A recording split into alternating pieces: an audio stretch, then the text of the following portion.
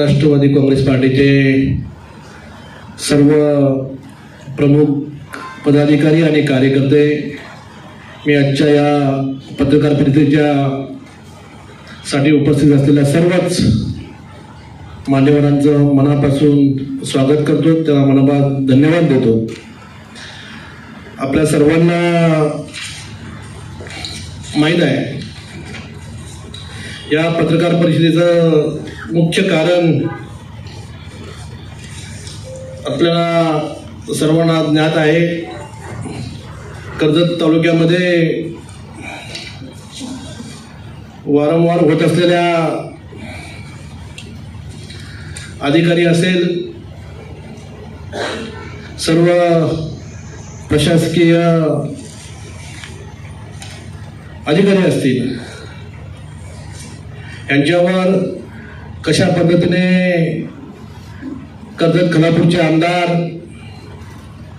दबाव टाकून स्वतःची बोली भाजण्याचं काम करतात, त्यासाठी खऱ्या अर्थाने आजची पत्रकार परिषद होत आहे। परवाच रायगड जिल्ह्यामध्ये महाड तालुक्याचे आमदार भरतशेठ गोगावळे यांच्या वाढदिवसानिमित्त झालेल्या त्यांच्या शिंदे गटाच्या मेळाव्यामध्ये आमदार महेंद्र थोरवेंनी जे आदरणीय आमचे राज्याचे देशाचे राष्ट्रवादी काँग्रेस पार्टीचे नेते सुनीलजी तटकरे साहेबांच्यावर जी टीका केली, त्याचं उत्तर देण्यासाठी आम्ही कर्जत खालापूर विधानसभा मतदारसंघाच्या वतीने आजची ही पत्रकार परिषद घेत आहोत। आपल्या सर्वांना माहिती आहे महेंद्र थोरवे काहीतरी साहेबांना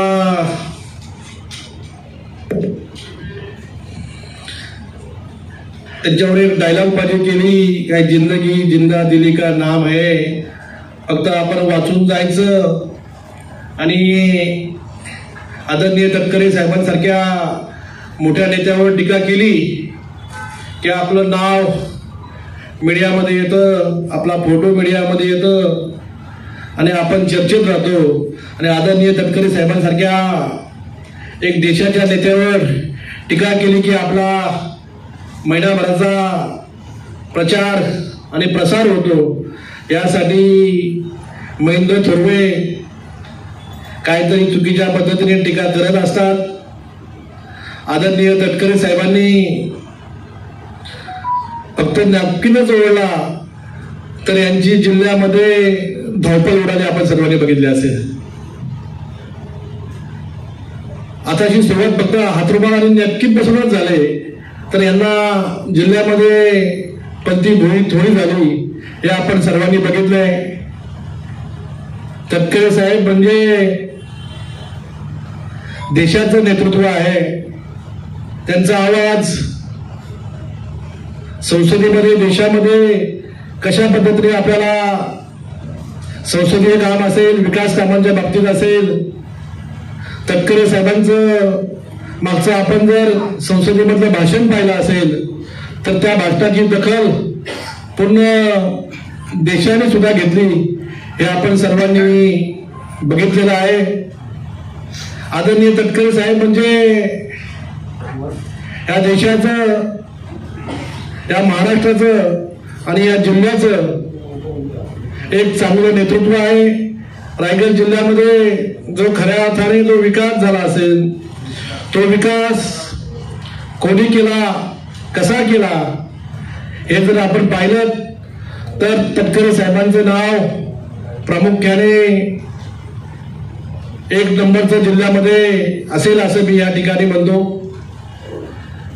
ते म्हणाले बरेचसे होते म्हणून तटकरे साहेब लोकसभेला निवडून आले। 2025 ला बरेचसे होते, परंतु 19-20च्या निवडणुकीमध्ये बरेचसे नव्हते तरी तटकरे साहेब खासदार झाले होते, हे सुद्धा आपल्याला विसरून चालणार नाही.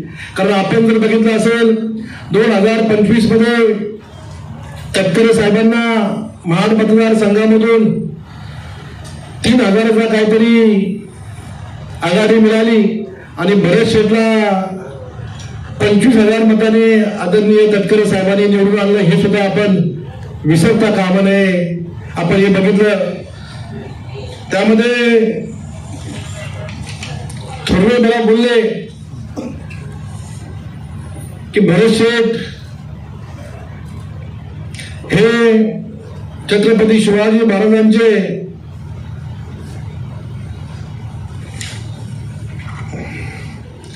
एक मावळे आहेत, परंतु छत्रपती शिवाजी महाराजांनी आणि छत्रपती शिवाजी महाराजांच्या बरोबर असलेल्या सैनिकांनी सत्तेसाठी कधी फितुरी केली नव्हती.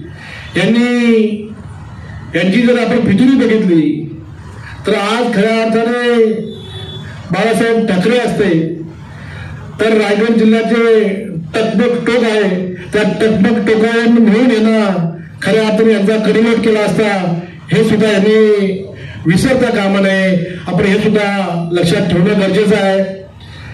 अनेक टीका करण्याचं काम यांनी केले, परंतु यांची स्वतःची पार्श्वभूमी आता आम्हाला सांगावं लागेल.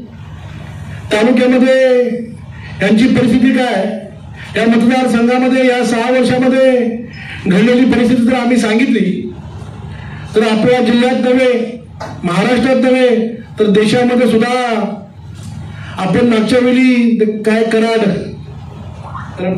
वाल्मिक कराड सारखं बीडमध्ये चाललं त्यापेक्षा वाईट कर्जतमध्ये चाललंय, हे सुद्धा या ठिकाणी आपल्याला सांगावं लागेल.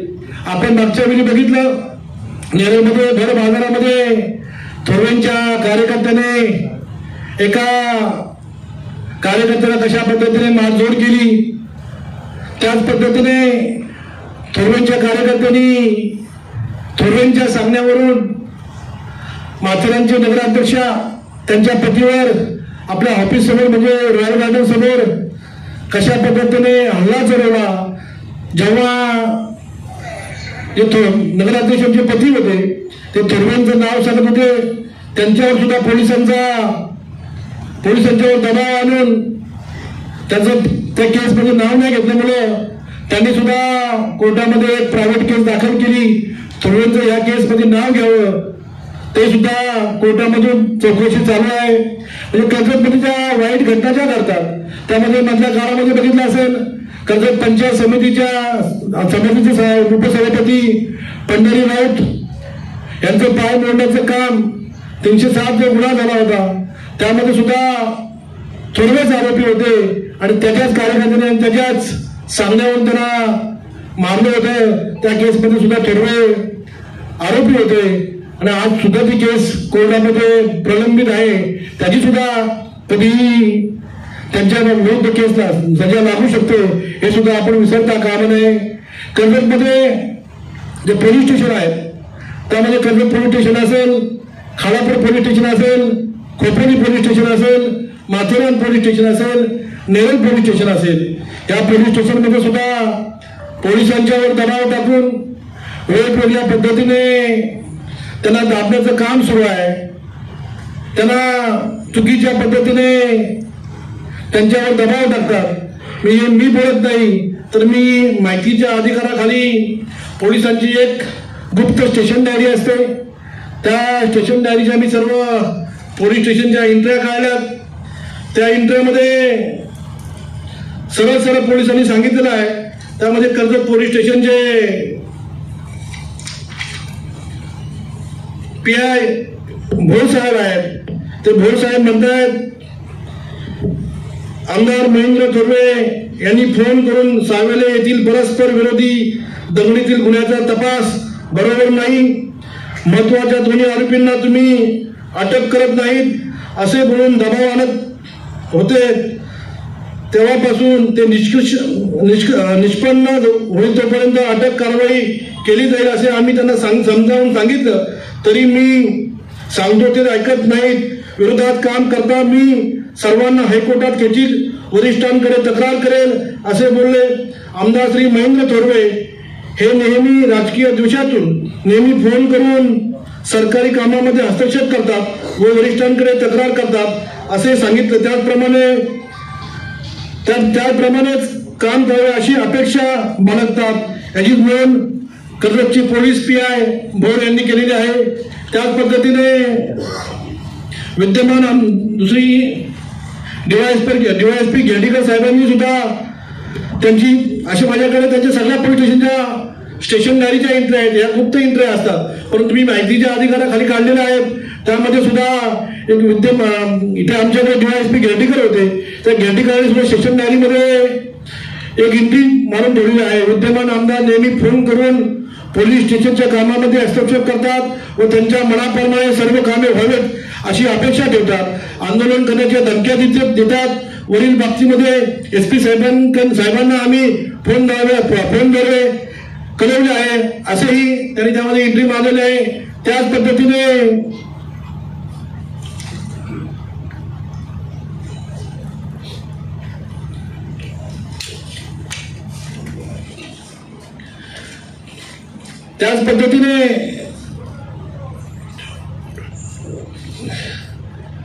आमच्या इथे पोलीस इन्स्पेक्टर पत्की होत्या. तर पत्की मॅडमने सुद्धा त्याच पद्धतीने एंट्री मारून ठेवले. त्या म्हणतायत तेथील अत्तर मॅडम व सर्व ऑफिसर यांनी दारू पिऊन शेतकऱ्यांना मारण्याची धमकी दिल्याबद्दल या विषयाची दिलेली तक्रार अर्ज देण्याकरता आलो आहे. सदर अर्ज आमदार साहेबांनी द्यायला सांगितला आहे व त्याबाबत पत्की मॅडम यांच्याशी आमदार थोरवेंचं बोलणं झालं आहे असं त्यांनी सांगून नोंद टाकलेली आहे. अशा पद्धतीने थोरवेंचे अनेक प्रश्न आणि पोलिसांच्यावर दबाव टाकतात. तुम्ही बघितलं असेल खालापूर पोलीस स्टेशन आहेत, कर्जत खोपोली पोलीस स्टेशन आहेत, त्याच पद्धतीने माथेरान पोलीस स्टेशन आहे, नेरळ पोलीस स्टेशन आहे. सर्वांच्या स्टेशन डायरीच्या एंट्री काढल्यात. जास्त काही तुम्हाला मी सांगणार नाही त्या बाबतीत. त्याच पद्धतीने त्यांचे बरोबर जे आमच्या राष्ट्रवादीतून जे भास्कर दिसले होते आमच्याकडे, त्या भास्कर दिसल्यांचं दुकान काहीतरी कशेल बाजारपेठेमध्ये आहेत. ते तोडण्यासाठी महेंद्र थोरवे वारंवार पोलिसांना धमकावत होते. त्याची सुद्धा तिथल्या पोलीस स्टेशनने एंट्री मारून ठेवले. पोलीस सांगतायत का भास्कर दिसल्याची दुकानं तुम्ही काही करून तोडा. परंतु भास्कर दिसलेना त्यावेळी आम्ही आणि आमच्या पक्षाने मदत केली होती.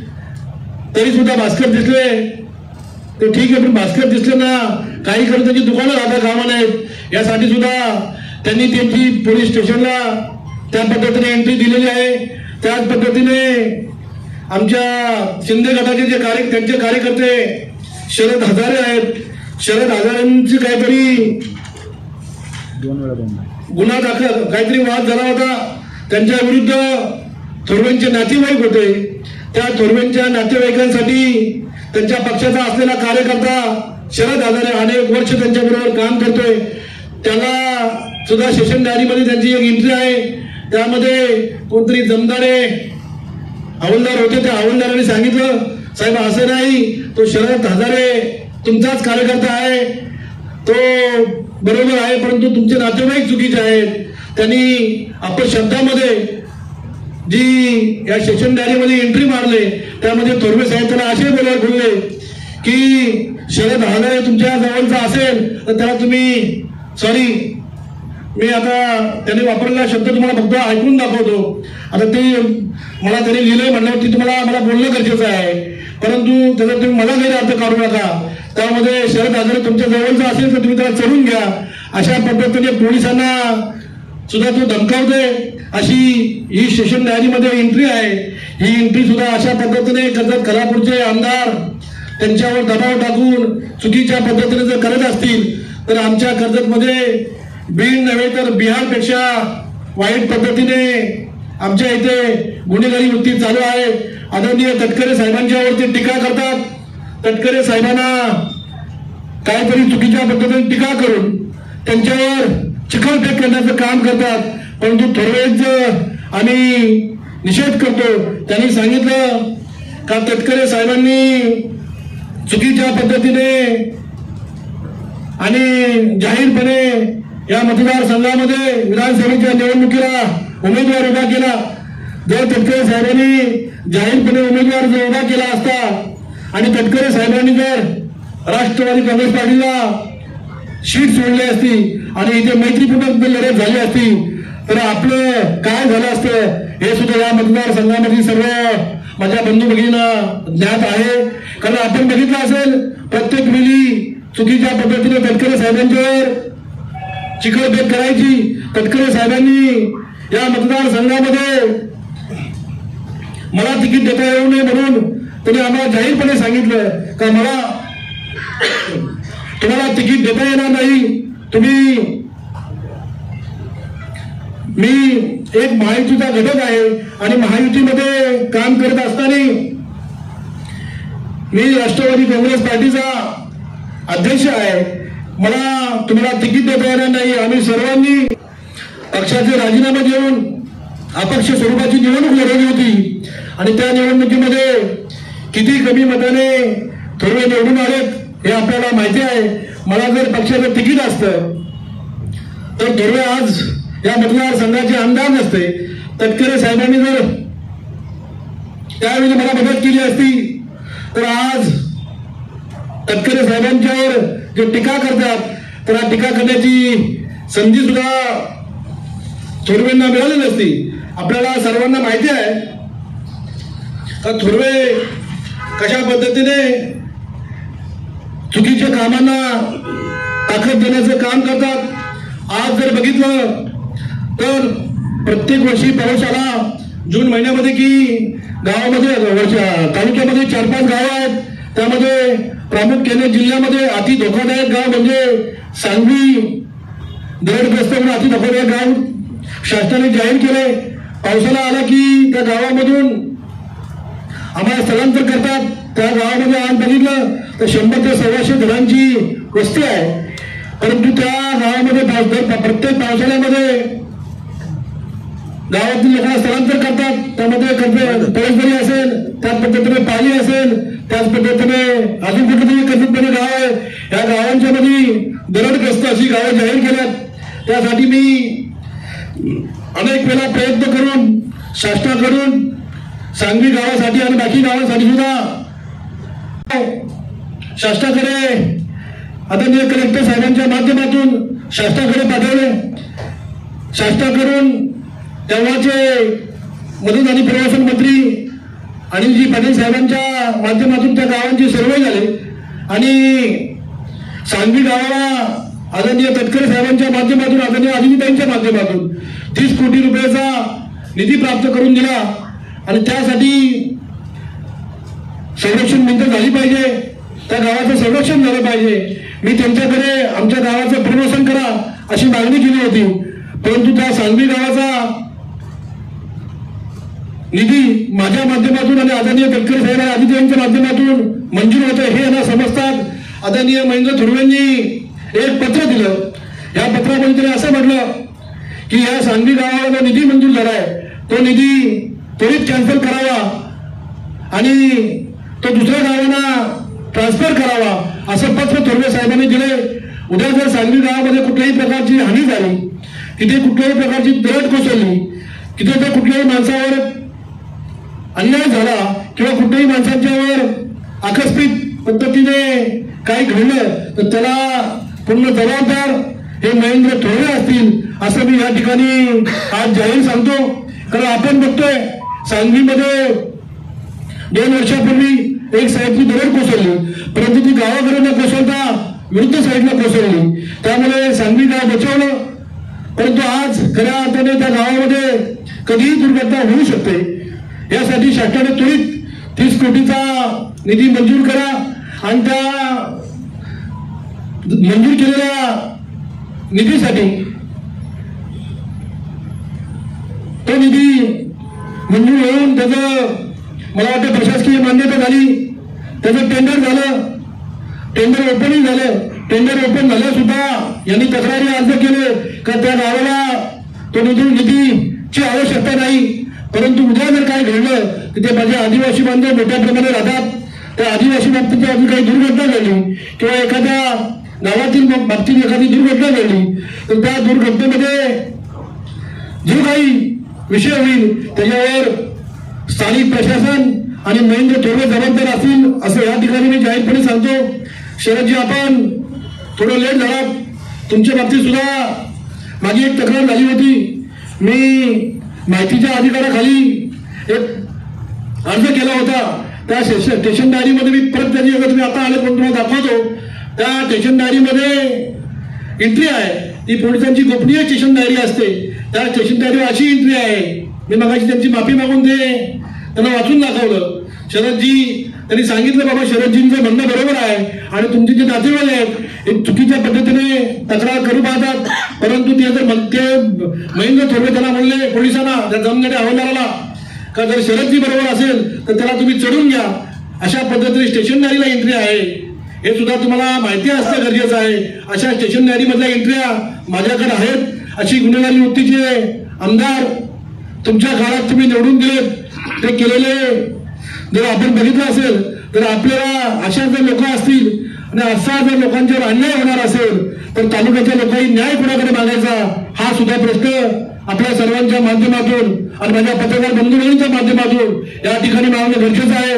मी माझ्या पत्रकार बंधू भगिनींना सांगतोय, अनेक वेळा सांगत आलो, त्यांचं या तालुक्यामध्ये चुकीच्या पद्धतीने दादागिरी करून आपल्या परिसरामध्ये लोकांच्यावर अन्याय करायचं काम करतात. पोलीस यंत्रणा असेल, तुमची फॉरेस्टची यंत्रणा असेल, तुमच्यावर बांधकाम यंत्रणा असेल, यांच्यावर दबाव टाकण्याचं काम करतायत. आपण जर मधल्या काळामध्ये बघितलं असेल, त्यांचं जे पॅरामाउंट रिसॉर्ट आहे, ते पॅरामाउंट रिसॉर्ट पूर्ण अर्ध्याहून जास्त भाग ते फॉरेस्टच्या जागेमध्ये बांधलेला आहे.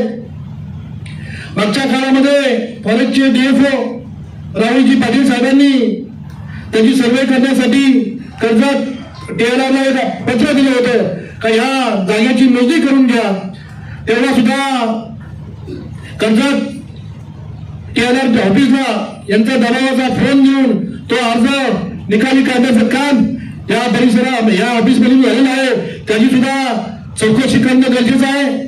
मधल्या काळामध्ये मी अनेक वेळा सांगत आलो, फॉरेस्ट डिपार्टमेंटनी असं का केलं, फॉरेस्ट डिपार्टमेंट असं का करत आहे. मी आज माझ्या पत्रकार बंधू आणि भगिनींच्या माध्यमातून सांगतोय, त्या रिसॉर्टची सर्वे झाली पाहिजे.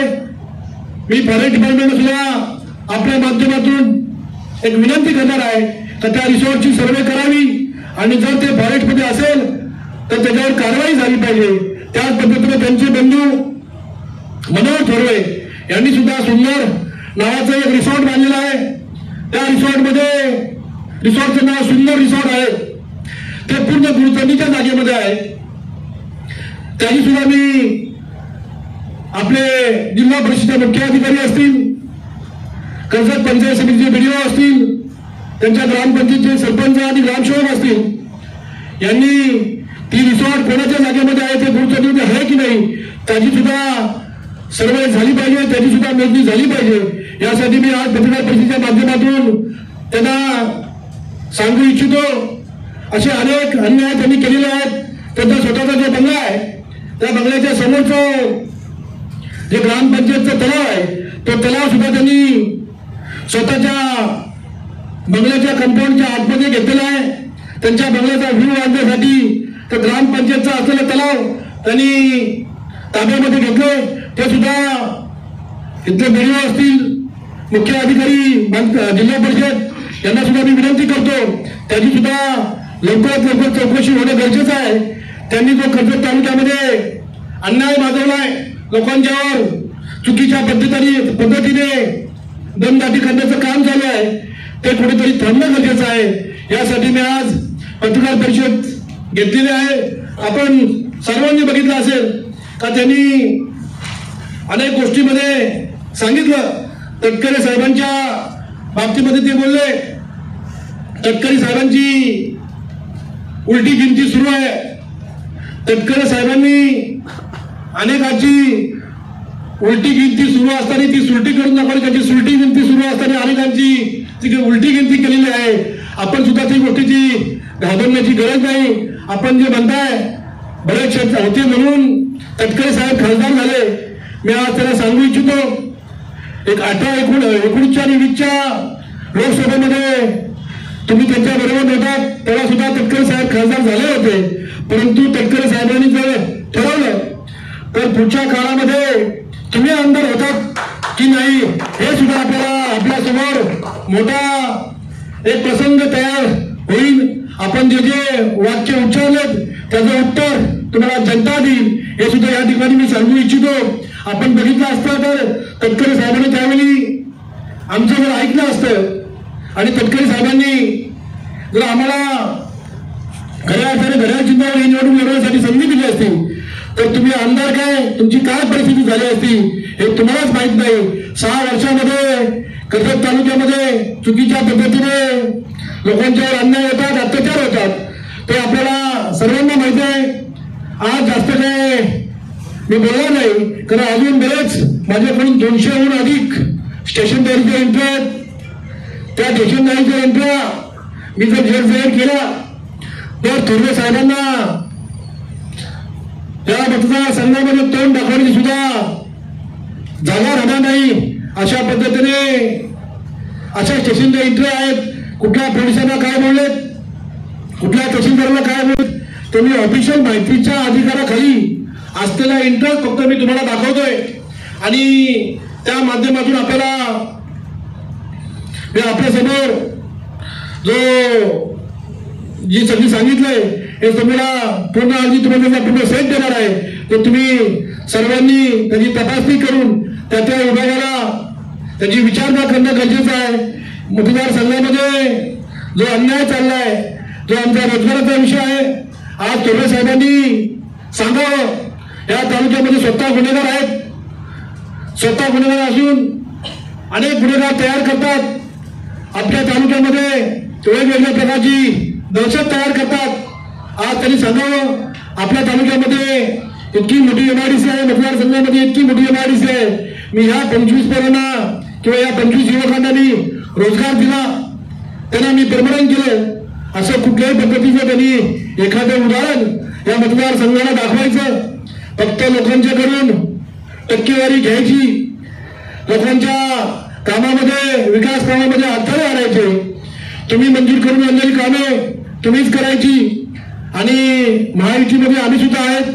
आमच्या माध्यमातून जी विकास कामे मंजूर झाली असतील त्या विकास कामांना चुकीच्या पद्धतीने अर्जबाजी करून ते रोखण्याचं काम करायचं, तालुक्याचा विकास करणं, विकास रोखण्याचं काम करायचं. आपण बघितलं असेल खोपोली शहर असेल, कर्जत शहर असेल, यामध्ये खोपोलीमधील शिवस्मारकाचं काम कित्येक वर्षापासून अर्धवट आहे. त्याला कारण काय आहे हेही सुद्धा आपल्याला माहिती आहे. खोपोली शहरामध्ये जी रुग्णालयाची इमारत आहे त्याचं काम कुठे गेलं हेही माहिती आहे. मधल्या काळामध्ये निवडणुकीच्या अगोदर थोरवे बोलले होते या कर्जत बेशेगावच्या साईडला भुयारी मार्ग होईल आणि तो मी मंजूर केलाय, त्याला एवढे पैसे मंजूर झालेत. हे थोरवे साहेबांच्या भाषणामध्ये झाले. आता निवडणूक झाल्यानंतर परत सांगतात त्यांनी लगेच पलटी मारली. कधी भुयारी मार्ग कधीच होणार नाही. आता आपल्याला त्याच्यावरचा उड्डाणपूल करावं लागेल. म्हणजे दुसऱ्या निवडणुकीची ते तयारी करतायत. फक्त खोटं बोलायचं आणि रेटिंग बोलायचं अशा पद्धतीने त्यांचं काम सुरू आहे. त्यांना आपण सर्वांना मी पत्रकारांच्या माध्यमातून माझ्या पत्रकार बंधू भगिनींच्या माध्यमातून सांगू इच्छितो या तालुक्याला उल्लू बनण्याचं काम आपण करू नये. आपण बघितलं असेल जे फायद्याचं काम असेल ते करण्यासाठी ते लगेच प्रयत्नशील असतात. खोपोलीमधील नाट्यगृह असेल, खोपोली शहरामधील कचराचा विषय असेल, खोपोली शहरामधला नगरपालिकेमधील जो CEO आहेत, CEOंचा मला अनेक बिल्डर घेऊन गेले. त्या CEOंनी तिथे अत्याचार वाजवलाय. मी त्यांच्याकडे CEOंच्याकडे गेले का आम्हाला OC पाहिजे, आम्हाला CC पाहिजे. का ते CEO पैसे घेतात, कॅल्सीवर बट्टा टाकतात आणि त्यांचा आकडा दाखवतात, तोंडी काही बोलत नाही. असं आहे, एवढं द्यावं लागतील. अशा पद्धतीने खोपोली नगरपालिकेचा अत्याचार चालू आहे. तो सुद्धा कुठेतरी थांबणं गरजेचं आहे. अशा अनेक गोष्टी आहेत. 2018-19चा कर्जतचा जो मुख्य ब्रिज आहे तो ब्रिज मंजूर झालाय. 2020ला त्याची ओव्हरकॉर्टर झाली. आज 18-19ला मंजूर झालेला ब्रिज आहे. त्या ब्रिजचं ओव्हरकॉर्टर मला वाटतं 20 तारीख झाले. त्याची अजून काम मला वाटतं 50% सुद्धा झालेलं नाही. उद्या जर तो कर्जतला आणि मुरबाडला जोडणारा ब्रिज आहे त्याच्यामध्ये जर काही दुर्घटना घडली त्याला गांधीपूर सुद्धा इथले लोकप्रतिनिधी असतील, आपण खोपोली मधलं भुयारी गटार असेल, त्या भुयारी गटारामध्ये मला वाटतं 100 कोटीहून अधिक ते भुयारी गटाराचं काम आहे. त्याला सुद्धा 2.25 वर्ष झाली. त्याच्यामधील आजच्या 2.25 वर्षामध्ये फक्त 4% काम झाले आणि 4.5 कोटी रुपये त्याचा निधी वर्ग झालाय. पण ते पैसे कोणासाठी आणि कशासाठी काढतायत ते सुद्धा मला त्याची माहिती आपल्या माध्यमातून मिळावी. आपण बघतोय थोरवेंनी जे आपली चुकीच्या पद्धतीने जे आपल्या मतदारसंघामधील काही विषय असतील ते लोकांना धोपे करण्याचं काम करतायत. त्यामध्ये थोरवेंनी सांगावं का आपण असं का वागता, लोकांच्यावर का अन्याय करता, लोकांना का तुम्ही दादागिरी करता, हे सुद्धा या ठिकाणी पुढच्या काळामध्ये मी तुम्हाला सांगेल. माझ्याकडे त्यांच्या तहसीलदारांची सुद्धा गोपनीय जे काय असतं त्याची सुद्धा मी माहितीच्या आधारे गोपनीय माहिती काढलेली आहे. तुम्हाला फक्त मी 4 वाजून दाखवलं. 2 शरद आपले हजारांचा विषय असेल, भास्कर देशमुख यांच्याबरोबर गेले त्यांचाही विषय असेल, भास्कर देशमुखची दुकानं तोडलीच पाहिजेत असा दबाव पोलिसांच्यावरती दाखल होतो. तो सुद्धा माहितीच्या अधिकाराखाली मी तुम्हाला त्याचं पत्र तुम्हाला दाखवलं. त्यामध्ये डीवायएसपींच्यावर कशा पद्धतीने दबाव टाकतात तेही पत्र तुम्हाला दाखवलं. पत्कीमधून सुद्धा एक सेशन डायरीमध्ये एंट्री मारलेल्या त्या पीआय होत्या, त्यांनी सुद्धा सांगितलं कशा पद्धतीने आमच्यावर दमदाटी करतात. इथे भोर भरून पीआय होते, त्यांनी सुद्धा त्याच पद्धतीने केले. माझ्याकडे खोपोलीच्या आहे, खलापूरच्या एंट्री आहेत, असे सगळ्या अनेक एंट्र्या माझ्याकडे माहितीचे अधिकारी झालेल्या आहेत. यांना सुद्धा पुढच्या काळामध्ये आपण कसे उत्तर दिलं पाहिजे त्या सुद्धा आपण थोरवेंनी सांगाव्या. थोरवेंनी याची उत्तरं दिल्यानंतर पुढचे जे जे विषय असतील ते विषय आम्ही 100% मांडू. आणि थोरवेंनी आता स्वतःला आवर्त घ्यावं. आमच्या नेत्यांच्यावर जर चुकीच्या पद्धतीने टीका करण्याचा प्रयत्न केला तर त्यांना आम्ही जशाच तसं उत्तर देऊ.